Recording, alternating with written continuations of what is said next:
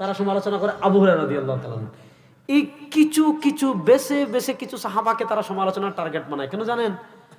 আবু হুরায়রা রাদিয়াল্লাহু তাআলা যদি সমালোচিত হন, খুব সহজ। আবু হুরায়রা রাদিয়াল্লাহু তাআলা কি ছিলেন? আল্লাহ নবী সাল্লাল্লাহু আলাইহি ওয়াসাল্লাম থেকে যতজন সাহাবী সবচেয়ে বেশি হাদিস বর্ণনা করেছেন, একজন হলেন আব্দুল্লাহ ইবনে আমর ইবনুল আস, আর আরেকজন হলেন আবু হুরায়রা রাদিয়াল্লাহু তাআলা। তা আবু হুরায়রা রাদিয়াল্লাহু তাআলা যেহেতু সবচেয়ে বেশি হাদিস বর্ণনা করেছেন, এখন কোনোভাবে যদি তাকে বিতর্কিত করা যায়, তাহলে আবু হুরায়রা রাদিয়াল্লাহু তাআলা বিতর্কিত হওয়ার অর্থ হলো হাদিস বিতর্কিত হওয়া। হযরত আমির মুআবিয়া রাদিয়াল্লাহু তাআলা ছিলেন কাতিবুল ওয়াহী। ইমাম আহমদ ইবনে হাম্বল মুসনাদে আহমদে লিখেছেন কানা ইয়াকতুবুল ওয়াহী। ইমাম বাইহাকী রাহিমাহুল্লাহ তার দালাইলুন নবুওয়াতে লিখেছেন কানা ইয়াকতুবুল ওয়াহী। ইমাম ইবনে কাসির রাহিমাহুল্লাহ আল বিদায়া, তিনটা কিতাবের রেফারেন্স দিয়ে গেলাম। যদি বিশ্বাস না আমার কাছে আইসেন। আরে বেটা, পৃথিবীর কোনো বাতিল 1 মিনিট টিকবে আমাদের সামনে? 1 মিনিট ইনশাআল্লাহ। এটা কথার কথা বললাম, মানে দলিল দিয়ে আমাদেরকে পরাজিত করবে। পৃথিবীতে এমন কোনো বাতিল নাই নাই নাই। চ্যালেঞ্জ। যে কথাটা বলতেছি শুনেন। ইমাম আহমদ ইবনে হাম্বল মুসনাদে আহমদে এনেছেন, ইমাম বাইহাকী রাহিমাহুল্লাহ দালাইলুন নবুওয়াতে এনেছেন, ইমাম ইবনে কাসির রাহিমাহুল্লাহ আল বিদায়া ওয়ান নিহায়াতে এনেছেন। হযরত মুআবিয়া রাদিয়াল্লাহু তাআলা হাদিস বর্ণনা করতে গিয়ে তারা শর্ত লাগিয়েছেন ওয়া কানা ইয়াকতুবুল ওয়াহিয়া।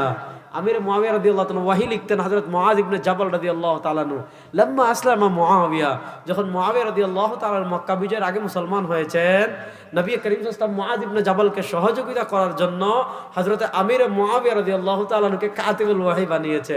এবার দেখেন, যদি আবু হুরায়রাকে বিতর্কিত করা যায়, তার বর্ণিত হাদিসগুলো এমনিতে বিতর্কিত হয়ে যাবে। যদি আমির মুআবিয়া রাদিয়াল্লাহু তাআলাকে বিতর্কিত করা যায়, তিনি কি? তিনি কাতিবুল ওয়াহি। এখন কাতিবুল ওয়াহি যদি বিতর্কিত হন, কোরআন থাকে না। এজন্য শুনেন, পৃথিবীর একটা বাস্তব কথা ইমাম আহমদ ইবনে হাম্বল রাহিমাহুল্লাহ বলে গিয়েছেন।